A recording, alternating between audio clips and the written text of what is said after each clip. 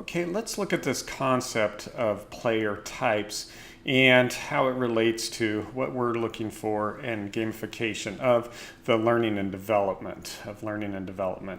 And so if you look around there inside the gamification sphere, you notice that there are lots of different player types that people have created. So we have four of them on the screen here. You can see the one on the far left we've talked about in level 1. We've used, if you did the online version, the virtual version of level 1, you may recognize the top right hand one. And so like I said, these are different types that are out there, different player types that are out there. But when we think about why we play, okay, so it's one thing to have player types, but it's a whole other thing to say, why do people play? Why do they engage? Why do they do what they do? And so that's why at Cententia, you want to take it to the next level. And to get things started, let's look at my childhood. So my sister loved the game of life. She wanted to play it like 2 or 3 times a day, over and over and over again. She got a tremendous amount of enjoyment out of that game. Well, I didn't like it at all. I would often play with her because, you know, that usual trade-off with siblings. If you play with me, then I will do something for you, play your games. Well, she didn't really play my games because she didn't really like my favorite game, which was Othello. A very different game, a lot of strategy, some thought that goes into what we're doing. It's not something that you can just do lightly. You have to concentrate on it. And their tagline is, "A minute to learn, a lifetime to master." So 2 very different games, but 2 children, same family, but who appreciate very, very different games and hate each other's games. So when we look at it, when we ask who is playing your game and why are they playing, this creates a whole different concept. And what usually when people start to ask these questions, what they do is they're like this man, he goes up on the mountain and contemplates and says, this is why people play, or this is what motivate people. One of my peeves, for instance, and you'll hear this from me, is he's very, very successful, so it's hard to put him down. But we have Daniel Pink out there, and he just declares, these are the 3 things that motivate people, and then sends his staff out to find examples and stories. He doesn't really know. He contemplated. He says, I am motivated by autonomy, therefore everybody is. Let's find examples. I am motivated by mastery, therefore smart people are also motivated by mastery, and so on. And it turns out his audience has similar motivation. But how do we really know? How do we really know? So when we look at the concept of players versus why we play, I want to take the conversation all the way back to caveman days, and to think about, why do we categorize? Why is it important for us to put people in categories, put things in categories, and stereotypes and so on? Well, when we got language, finally we were able to communicate with each other and pass on learning from one generation to the next. So if this generation discovered that these berries made you sick, now they're able to communicate that to the next generation. We were able to raise our children to say all saber-toothed tigers are bad. Not some are good, this one might be good. No, we're able to group all saber-toothed tigers or all big animals into one category. And then we were also able to look at other tribes because we all look a certain way. Those people over there, they look different from us. They're bad, we're good. And so we started to create these categories. And as you can see on the picture there, we also had different generations. This generation has these characteristics. This generation has this characteristic. This generation has this characteristic. We had differences between men and women. We could look at each other and see that we had biological differences. And so we would also create roles inside of our community. Women do this, men do that. Now, the problem with this is early on, you begin to see that not all women are this way, not all men are this way, not all people in that tribe are bad, some are good, some are nice, not all of these are that. And so even inside our categorizations early on, things didn't fit. All men weren't a certain way, all women weren't a certain way. So when we started to notice characteristics after caveman days, after a few hundreds of years, we started to notice that there were differences in personalities. And so what people did is they said, well, it has to do with when you were born. What, as far as the lunar year or the lunar month, which lunar month you were born in influences your characteristics. So we'd say, for instance, Taurus, these people that are born in this lunar month, they all act a certain way. They're very bullish versus the fish, where's Pisces on there, right? They're very wishy-washy. They're not strong like those who are born in the month of Taurus. Well, this is interesting, right? And it seems true, generally true, but not everybody born in that lunar month behaves that way. Not everybody who's a Gemini is bipolar or whatever, or Cancer or something. There's differences inside. So what we did with astrology to account for these, we had rising suns and setting suns. Of course, I was in the Western area. The folks in Asia, and specifically China, were doing something similar, although instead of lunar months, they were doing lunar years. So everybody born in one year had certain characteristics. Well, that's a lot of people. That's 365 days of birth. How are they all going to be exactly the same? Well, again, we have risings and settings, the equivalent of different things. We have metals and colors. So for instance, if you're born the exact same year as me, I am a red iron horse, but you might be a blue wood horse or something. All right. So there were still ways of accounting for the differences. And then this guy came along, Hippocrates. Hippocrates was really uptight about this whole idea that the stars, the heavens, impact us. Instead, he said man, specifically man, but humans are the epitome of creation. Everything about us is inside of us, that this is where all value is. And so being the good Greek that he was, he liked squares because squares are very, very mathematical. You can have squares inside of squares. And he looked inside and he said, well, what are the differentiating characteristics of one human to another? What makes me different than you? And what he looked at and he said, well, it's the different levels of certain body fluids inside of you. So he used phlegm, blood, and then there was black and yellow bile, right? And then that was internally. Aristotle modified this a little bit to have the four elements because those nicely fit into the four squares here. And this became generally accepted that there were these four types depending on whether you had lots of yellow bile versus black bile and so on. Well, that changed a little bit when it comes to color schemes as time went on, but the Chinese had a similar thing with the I Ching that is still very complicated, but modified it into the octagon here that you can see in front of you. Similar idea, although it wasn't inside, it was the forces of nature that were influencing us. So this all worked for some time. It went along for a while. And then this guy came along called Carl Jung. You can see him there. And he looked back at Hippocrates' work and Aristotle's work. And he said, you know what? There are certain things out there in the supraconscious, in this mystical universe that exists out there that we do follow, and specifically archetypes. So that there are certain archetypes that impact all of us, that influence us. And that's why we can see a consistency of story across different religions and so on. So he brought back this idea of the four basic personality styles inside of it. And so a student of his, Catherine Briggs, and then her daughter Isabel Briggs Myers, put together his work and applied it to the business world.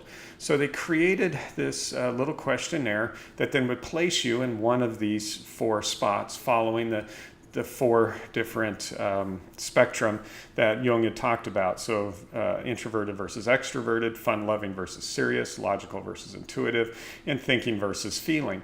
So across these four, you would be placed in a certain group. So maybe you'd be high melancholy, high sanguine, high choleric, or high phlegmatic.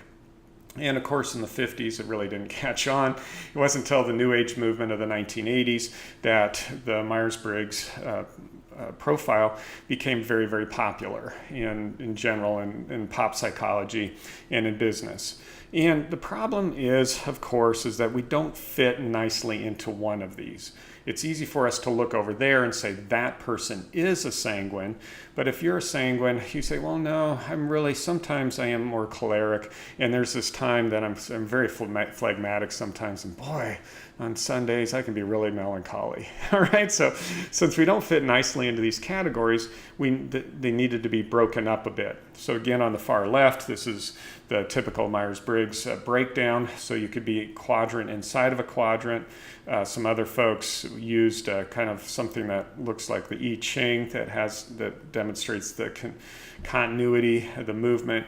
And the one you can see there on the far right is DISC, which many of you are familiar with. So again, lots of people have gone through these, there's lots of studies. We've been able to look at numbers over time of where people fit. So again, to look at the disc over there on the bottom right, so you might be 34% dominance, 46% influence, only 3% compliance, 17 steadfastness. So we don't fit nicely into these different categories, but it's convenient when it comes to looking at other people. And so this is where player types came in, because it's convenient to say these types of people play this way, these types of people play that way.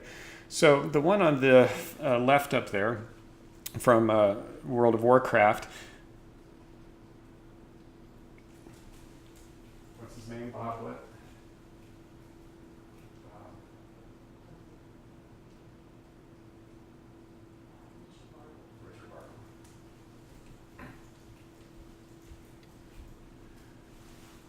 So the one there on the left you can see is Richard Bartle, and with World of Warcraft, and that's what he noticed, that players in World of Warcraft played certain ways. And so you had your killers, your achievers, your explorers, and your socialites. But isn't it interesting that those colors line up with the archetypical colors that we generally associate with these different personality styles? So killer would be, of course, dominance. The achievers would be influencers. Socialites would be the compliance folks, and the explorers would be the steadfast, the steadiness people.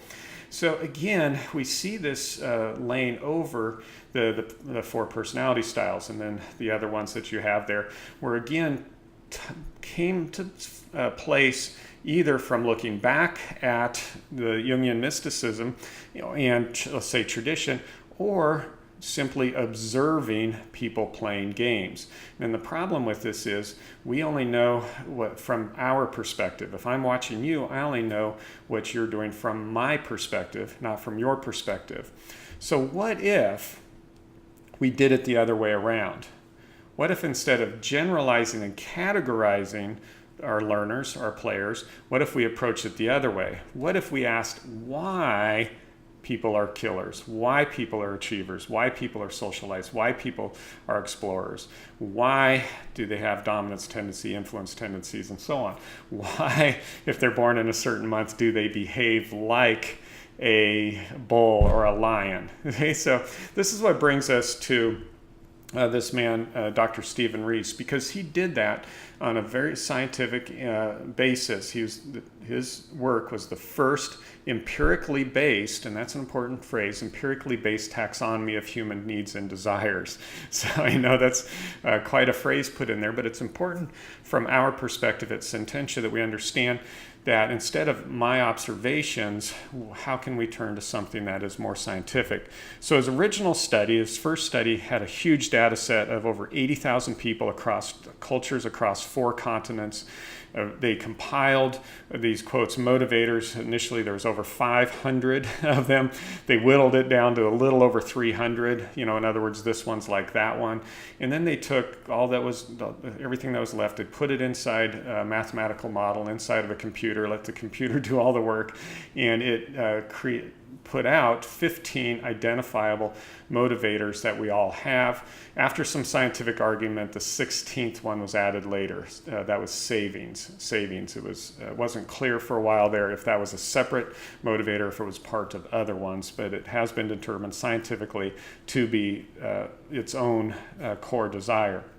So there's been dozens of peer-reviewed articles since over the last couple decades, and it is being used as a predictor of behavior. That's important there. Predictor of behavior in clinical environments as well as the military. The military uses a version of the Reese motivation profile to predict who is more likely to suffer from post-traumatic stress syndrome. So what's important here for us is that this is something that we all have. So let me put up the 16 core needs, or what I call the 16 whys. Why do we do something? And so they're up here on the screen, and you'll have a chance to download them, so you don't have to grab them all right here. And what's important here to understand is we are all motivated by these. So if you look at acceptance, we all have, let me put it this way, we don't like failing. None of us like to fail, and none of us like to be criticized. For some of us, we are very, very sensitive to criticism and the possibility of failure. Others of us are less so. We might invite criticism. It doesn't hurt us personally. It doesn't hurt our feelings as much. And we kind of get maybe a little thrill out of the possibility of failure. So same thing. Obviously, there are other core needs that we have, but they weren't shown to have an impact on our personality. For instance, we all need water, but there is no personality difference over whether you drink 2 gallons of water a day and I only drink a liter of water a day. That hasn't shown any significance scientifically when it impacts my personality, but eating does.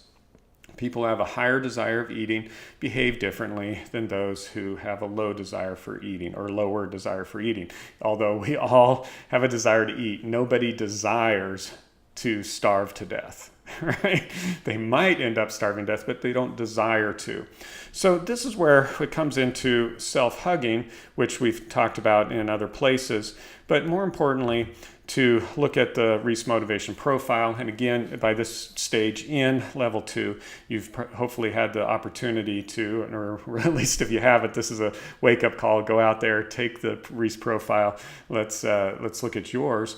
But in the middle there is the average across the whole data set. So that's the 60%, where it's yellow, where those lines are. That's 60% in the middle of the data set. If you're higher than it on the green side, so you'd be in the top 20% over there, lower would be on the blue side.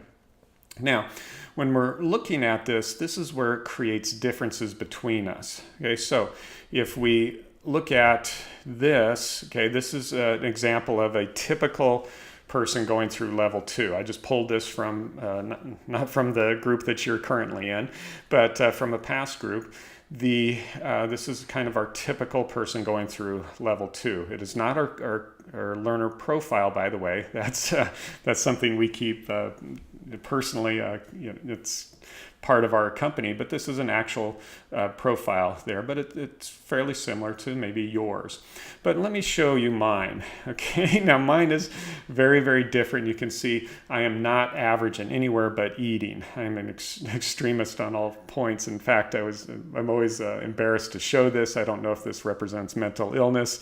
Dr. Reese, when I asked him about it, he said, no, you're just very passionate about life. Okay, but the point is, I am not typical, and if you know me by any means, you know not only am I not typical, I'm pretty strange and odd at times. All right, but the point is, between these two, you can see how we would make decisions very differently.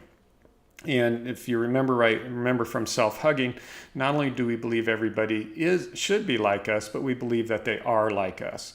So anytime we're in the green or the blue areas, we don't understand other people. Okay, now I'm going to put that aside for a little bit, because the part that I'm excited about when it comes to gamification is, what does this mean when it comes to game mechanics?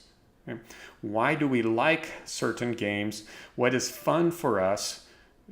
I would argue has to do with our profile, So for instance, both of these are high curious. Both of these folks enjoy studying. Both of them enjoy reading, of knowing about things, of understanding not only just what the bare minimum to get by, but what else is out there. What else can I learn from this experience? So think about the games that you liked as a child, and then also those games you didn't like. What were the mechanics inside those games that made them interesting for you? And so this is when we talk about the deconstruction of games, and we begin to look at what is it inside of a game that attracts us psychologically. Can we use those same mechanics in our training environments, in our learning programs? Can we, for instance, include a chance? If someone likes games of chance, can we use that element, that mechanic inside of our programs? So for instance, let's go back to my sister's game. When we lay out the profiles, and again, I've identified 4 of these that have game mechanics attached to them in the minus side, in the blue side. Okay? So if you look at savings and spending, there are certain game mechanics that attach themselves to high savings. There are certain game mechanics that attach themselves to low savings, or what would be spending. And then there's also 2 while they're good for reward systems, I have yet to identify mechanics that go with them, and that's eating and family. Okay, so eating is certainly a powerful reward system. And if you think of the success of games like Candy Crush, of course, people who are high eating would be attracted to a game that has candy in the name, or maybe when you were a child, Candy Land might have been fun. But I haven't identified actual mechanics. Good for rewards, not necessarily mechanics. Same thing with family. We like to play with our children, and it might be a good reward system. Spend extra time with your children, take your children to work day or something like that. But when it comes to raising and taking care of children, I haven't identified game mechanics associated with that yet, and you can help me with that. I'm still looking. Okay, so anyway, the ones that are still in that dark purple, those are ones that are there. So high acceptance. The game of life. You can't fail, or you can lose because someone else got there, but that's based purely on the spin of the little spinner, right? So it's chance of whether you win or lose. And so there's some fun in that because there's certain risks in losing based on the spinner. But if you lose, it's not because you're stupid, or not because you have low skill set, or you're not athletic or something like that. Okay, so this would be a game that appeals to, and there's mechanics inside of this that appeal to people who are at high acceptance. Beauty, you see, I've just kind of graded out a little bit. There are some elements inside of the game of life that appeal to beauty. It's attractive, it's visually attractive, it's very colorful. Beauty also is being associated with our need to procreate. There's a whole story about collecting children for the back of your car and so on. So it does have those elements in it. The mechanics that we typically associate are not present. Okay, so someone who's high beauty might enjoy the game, but for different reasons. Okay, so but anyway, that's why that's grayed out. Curiosity is low. You can read everything on the board in, I don't know, 30 minutes, let's say. There's nothing to learn. There's no strategy to develop or anything like that. You can't improve your scores by any means. Eating, expediency, there's not really a way to get ahead. Again, it's all dependent on chance, but it is high honor, which is the low expediency. And that is, it's perpetuating certain traditions. The nuclear family, the reason you get married is to have children. You have to decide between a career or having kids. Again, these are very, very traditional sociological things, cultural things that are out there. And the game of life teaches us those. It passes it on from generation to generation. This is what a family should look like. This is what a family should do. So you have pink and blue representing male and female. You want to build your career. You need a house. You need a big car. You need a fancier car. You need a bigger house, and so on. So these are all traditions that are passing on from generation to generation. Family should be lit up there. I'm sorry about that because it is high family. But idealism, there's really not much here for social justice. It's not really interdependent or dependent. You're playing on your own, but you're not really pushing for it. Order, it's a very ordered game. No physical activity, no power. Savings and spending are both in here because there's an economy of money going back and forth. So that's fun. If you're either one of those, social contact, you're playing with other people. There's a whole status element inside the narrative, getting more and more money, more and more kids, and it's high tranquility. It's a very, very safe game. So when we look at, in a little bit here in the next part of this segment, the next post, you're going to be looking at profiles, learner profiles. So if you created this profile, so high acceptance, high honor, high order, and so on, and and you'd use, let's say, my sister to represent, at least as she was as a child, to represent this. Now the next stage would be to deconstruct it and figure out what game mechanics inside this game made it attractive to her. Why did she like it? And can we apply those game mechanics to our learning programs? Similarly, to be fair, let's use me here. Okay, so let's look at Othello. It's not high acceptance. It's very low acceptance because there is a loser, a very, very clear loser, and it's 1-to-1. So it's me to you. I'm going to win. You're going to lose. Not much on beauty, but high on the curiosity side. Like I said, tagline, a minute to learn, a lifetime to master. That's a lot of curiosity. For the rest of your life, you're going to be studying this game. Expediency, you are on your own to get ahead. You have to work inside the rules, so it's not a high expediency, but it is there. You are going to work to get ahead. Again, family idealism. Now, independence is important because you are going to conquer on your own. You are working with yourself, and whether you lose or succeed is totally based on you. No one else can help you. There's no lifelines inside of this program. So it appeals to people who are high independence. There's order, there's a structure to the game. You can see there's squares that we have to move through. Power, it is important to work hard to push forward. It is based on you and your effort and your concentration. So there's a lot of power in here. I've grayed out savings and spending because there is a collection of theirs. Okay, you're stealing their tiles, and then also spending, you're risking your tiles to get ahead. So there's that element in there. If you have someone who's similarly motivated as you, there is a little bit of social contact. My story is because I could never get anybody to play with me. The way I mastered this game as a child is actually played myself, turning the board around. I know that sounds like a totally pathetic thing to say, but that was how I could learn the process, learn the program. And high status, there's a clear winner here, winners and losers. Adventure, there's a lot of risk that comes into play here. This is not a safe game. There's a clear winner and a clear loser, and you're going to be one of the other. There's no in between. And then, of course, vengeance, the need to win, not just to win, to dominate, because you need to wipe out this whole board. So again, when we look at why this is attractive to me, still today, but certainly as a child, it had to do with that competition, that struggle, and the curiosity. I could demonstrate my intellectual prowess by winning at this game.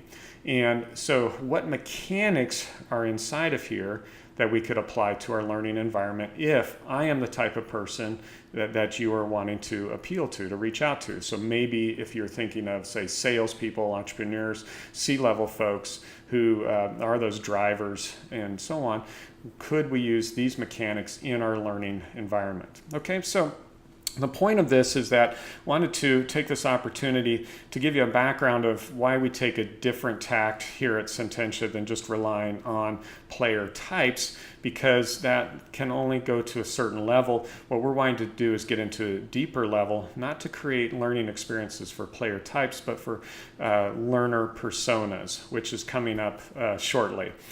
Feel free to send me your questions and comments.